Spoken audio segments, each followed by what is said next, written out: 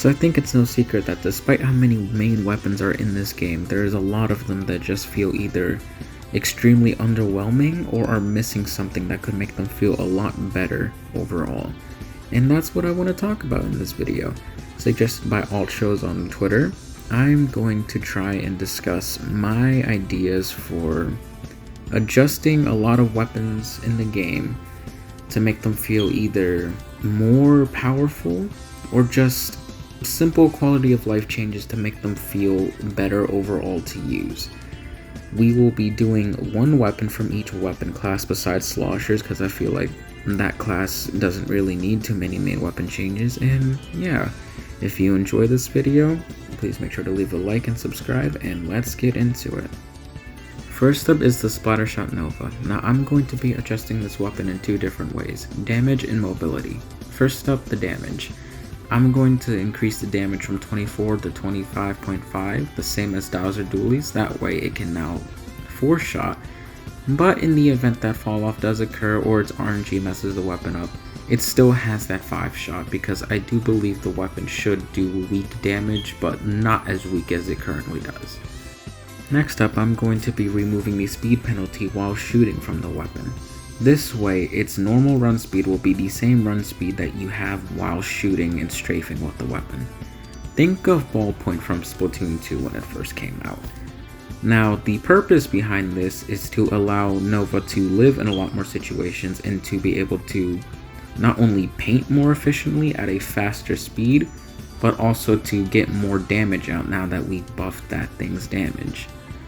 Now, will this be super big for the weapon? I'm not sure, but it will definitely help the weapon survive in a lot more situations, and it'll give it a little niche, especially considering its Anarchy kit is pretty decent, so I'm happy with the changes I've made for Nova. Next up is the Dynamo Roller. Now the main change I want to make to this weapon is to increase the minimum damage on the vertical flick from 40 to 70. And the main reason I want to do this is to allow the vertical flick to be a lot more impactful and to combo off a lot more stuff. Now, a 70 damage vertical flick would be able to combo with bombs, specials, and other main weapons. Especially with the gold kit, it would unlock a lot more combos with itself, such as the 30 damage from a Splat Bomb or the 35 damage from a Super Jump. Next up, we have the GooTuber. Now, to be honest, I would rather not have this weapon in the next game, but if we really do have to keep it around, I have some changes for it. Firstly, I want to give it a brand new mechanic, and that is allowing it to refill its ink tank while it holds a charge. If we're really gonna lean into this weapon having a better charge hold than every other charger, then I feel like this is one of those changes it could use. This change will allow GooTuber to hold its charge a lot more often while getting its ink tank back, which also allows it to use its sub-weapons and specials more often as well, which is kinda GooTuber's thing at this point. Additionally, I want to change the range values on both of its rings. For the first ring that does 100 damage, its range will now be increased to match the maximum range the weapon currently has. And for the second ring, the range will be increased to be slightly less than Splat Chargers, but it'll still be a pretty significant difference. This will allow GooTuber to finally not be stuck as the Squiffer wannabe, and it can actually have some range to its weapon, which will make up for the fact that it has an unreasonably long charge time for some reason. Next up is the Mini Splatling, and I have a lot I want to do with this weapon. So firstly, we are going to make this weapon lightweight, and we're going to allow the weapon to charge full speed while midair. Now, this does many things for it. It allows its gear to be a little more expressive since you can run a little less run speed, and it allows you more mobility options since you can now, charge midair. But that's not all. I'm also going to remove the jump penalty from the weapon when charging. That way you can jump at your full height while charging mini. On top of that, I will also be decreasing the weapon's default jump RNG from 8 degrees to 6 degrees. That way the weapon can use a little less intensify and get a better effect than it usually would. The reason I want to do this is to incentivize the strength of the mid-air charge that we just gave the weapon. Next up is the dually squelchers, and I'm going to make this quick because there's not too much to talk about here. I'm going to decrease the cost of dodge rolls by 1% less of your ink tank. I'm going to make the projectile sizes of the bullets slightly bigger so that fall off is a little more reliable. And I'm going to allow you to do the squelcher jump tech after your second dodge roll because I think it is annoying that you can't. Moving on. Next up is the undercover umbrella, and we're also going to keep this quick. I am changing the maximum damage from 40 to 45. The main reason I want to do this is because the weapon faces a lot of inconsistency problems when it comes to its damage, and I believe just 5 more damage can allow the weapon to be a little more consistent when it needs to, especially when it's comboing off torpedoes or ink mines or reef sliders or screens and stuff like that.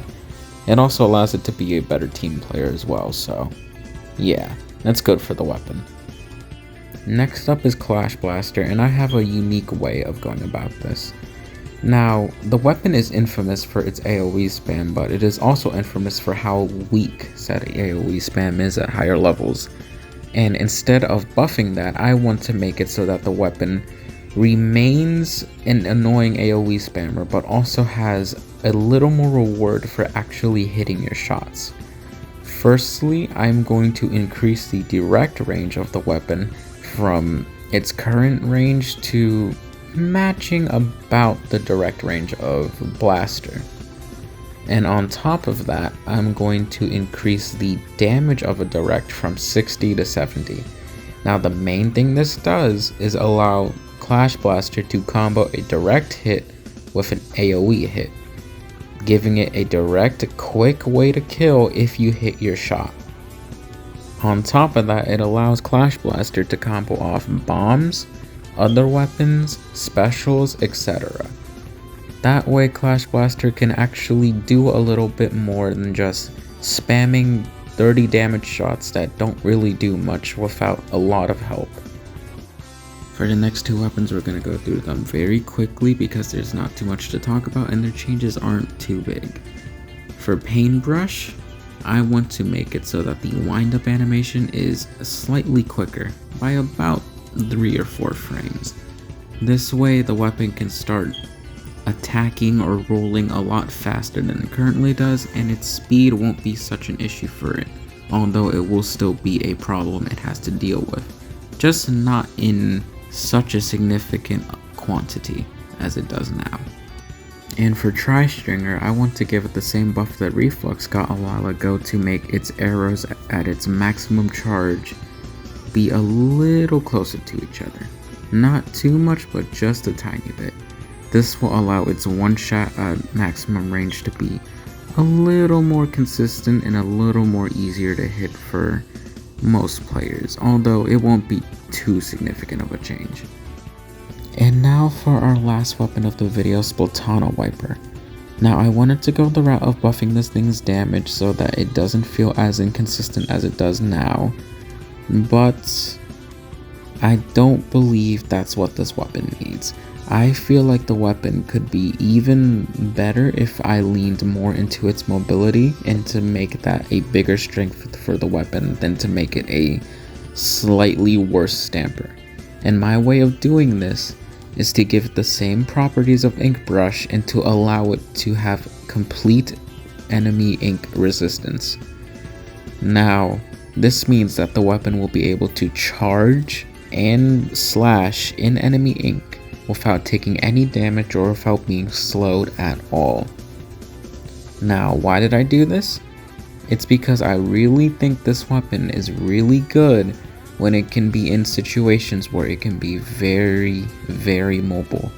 And by giving it ink immunity, I feel like the weapon can basically be unstoppable in a lot of situations while also feeling very fair in regards to its weaker damage and harder to hit projectiles. Now, is it a little extreme?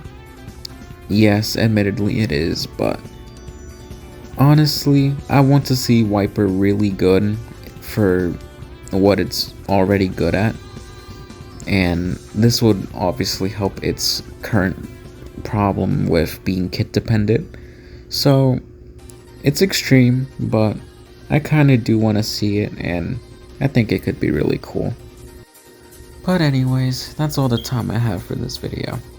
I hope you guys enjoyed the concepts that I came up with for this video. It was a little difficult for some of the weapons, but I'm overall happy with what I was able to do. If you guys have your own ideas for changes you would make to your favorite weapons, tell me in the comments. I'd really like to hear about them. And if you enjoyed the video overall, a like and subscribe would be very much appreciated, as it does help my channel a lot. But yeah, thank you for watching, and I hope to see you all in my next upload whenever that comes out. Okay, bye.